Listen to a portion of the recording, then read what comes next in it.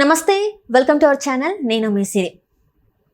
కేంద్ర ఎన్నికల సంఘం అయితే ఎన్నికల షెడ్యూల్ అయితే రిలీజ్ చేశారు. అయితే ఇప్పుడున్న పరిస్థితులలో మరి జగన్మోహన్ రెడ్డి గారి కూరలు పీకేసినట్టేనా? సో ఈ అంశాన్ని మనకి ఇంకా క్లుప్తంగా వివరించడానికి మనతో పాటు ఉన్నారు ప్రముఖ సీనియర్ జర్నలిస్ట్ డివిఎస్ గారు.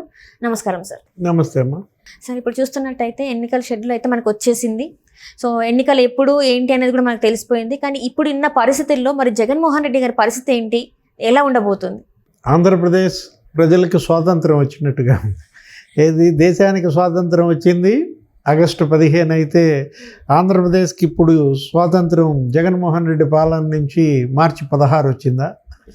ఇవాళ నీకు కేంద్ర ఎన్నికల సంఘం ప్రధాన కమిషనర్ రాజీవ్ కుమార్ ఎప్పుడైతే షెడ్యూల్ ప్రకటించారో ఫలానా మే 13 ఆంధ్రప్రదేశ్ ఎన్నిక అన్నాడో దగ్గర ఇవాళ నుంచి ఇక నీకు కోడ్ అమల్లోకి వచ్చేసిన దీంట్లో ఏం జరుగుతోంది? జగన్మోహన్ రెడ్డికి ఆపద్ధర్మ ముఖ్యమంత్రి అయిపోయాడు.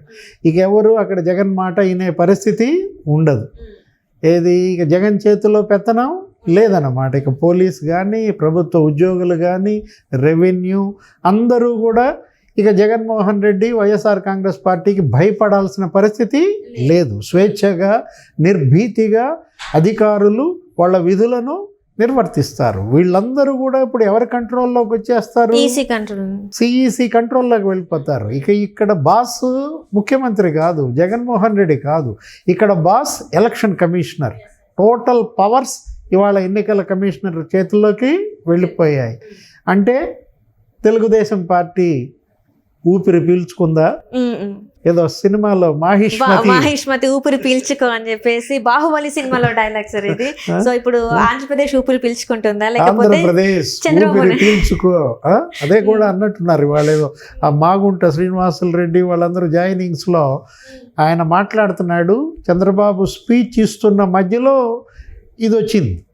ఎవరో కాగితం రాసి పంపించినట్టున్నారు. అది చూడంగానే ఆయన నవ్వుకున్నాడు అనమాట. నవ్వుకుని ఇదే నువ్వు అన్నదే అన్నాడు. ఏమని? ఆంధ్రప్రదేశ్ ప్రజలారా ఇక ఊపిరి పీల్చుకోండి. తెలుగుదేశం, జనసేన, బీజేపీ, కమ్యూనిస్ట్ కార్యకర్తలారా ఊపిరి పీల్చుకోండి. ప్రజా సంఘాలారా, ఉద్యోగ సంఘాలారా ఇక మీ పైన తప్పుడు కేసులు ఉండవు, అక్రమ నిర్బంధాలు ఉండవు, జైళ్ళకి వెళ్ళాల్సిన పని లేదు. స్వేచ్ఛగా మీరు మీ పనులు చేసుకోవచ్చు.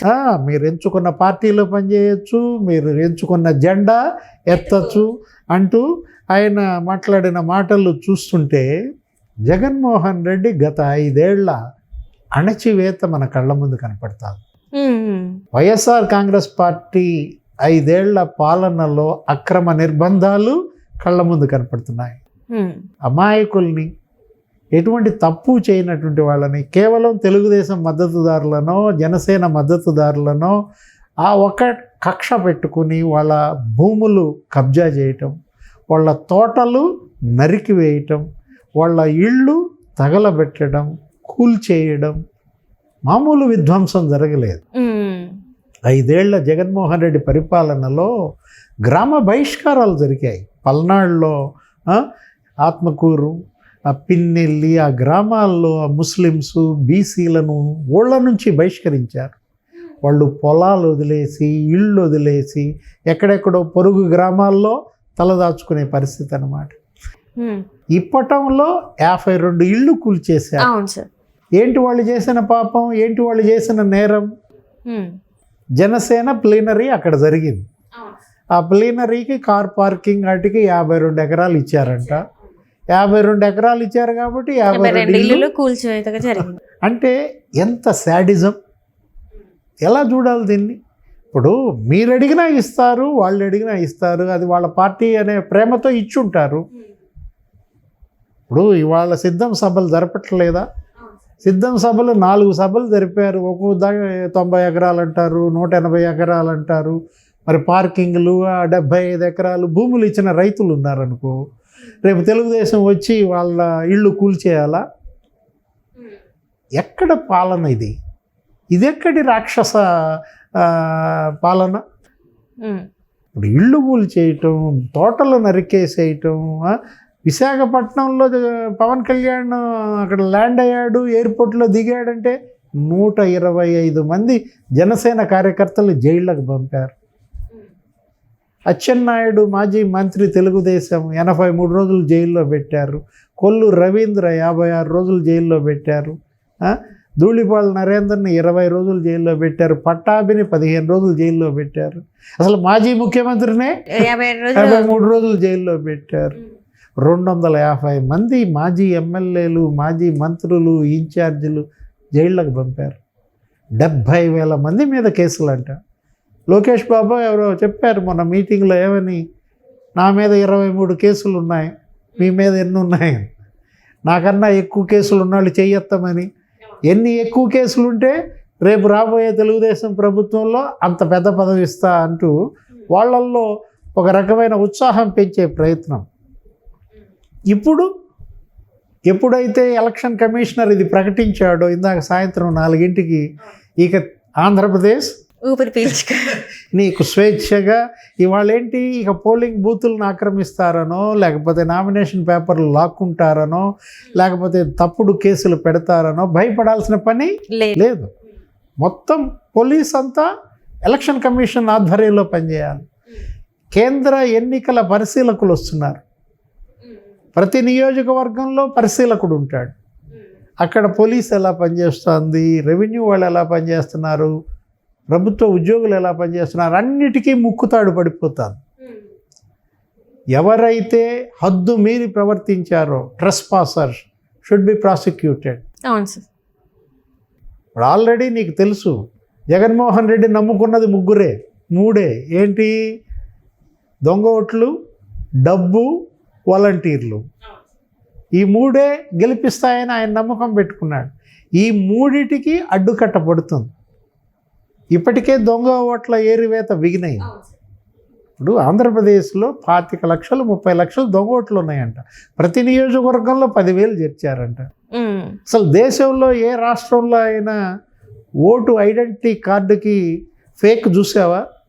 డూప్లికేట్ ఓటు కార్డు నువ్వు ఎరుగా? లేదు సార్.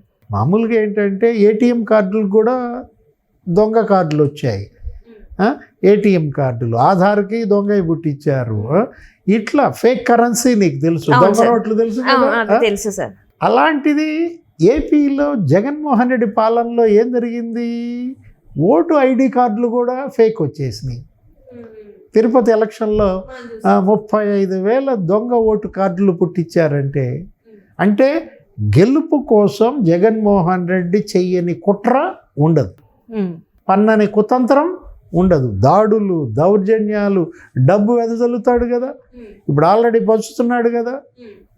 నిన్న కూడా విడుదల రజనీ పంచిందంట. అవును సార్. చీరల పాస్టర్లందరికీ కొత్త ప్యాంట్లు, కొత్త డ్రెస్సులు, చర్చిలో వాళ్ళకి, ఆ చర్చిలో పనిచేసే మహిళలకి చీరలు, రోజా అందరూ పంచుతున్నారులే.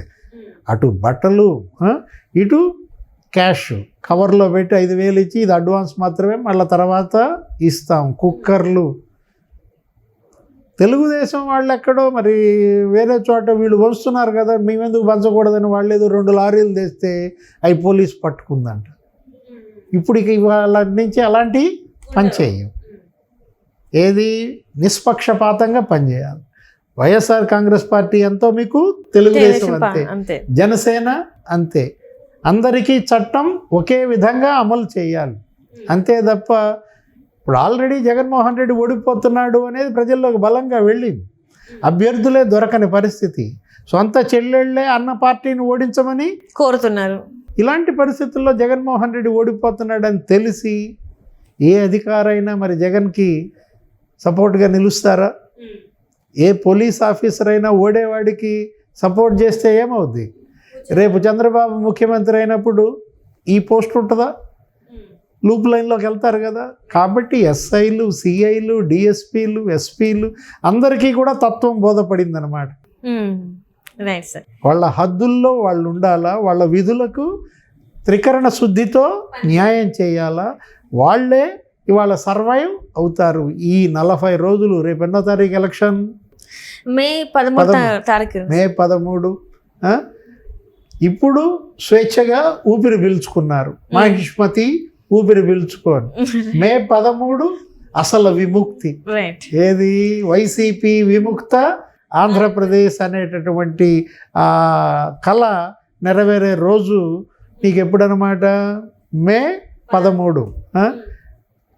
పవన్ కళ్యాణ్ నినాదం వైసీపీ విముక్త ఆంధ్రప్రదేశ్ అనేది వాళ్ళ తెలుగుదేశం స్లోగన్గా మారింది, బీజేపీ స్లోగన్గా మారింది.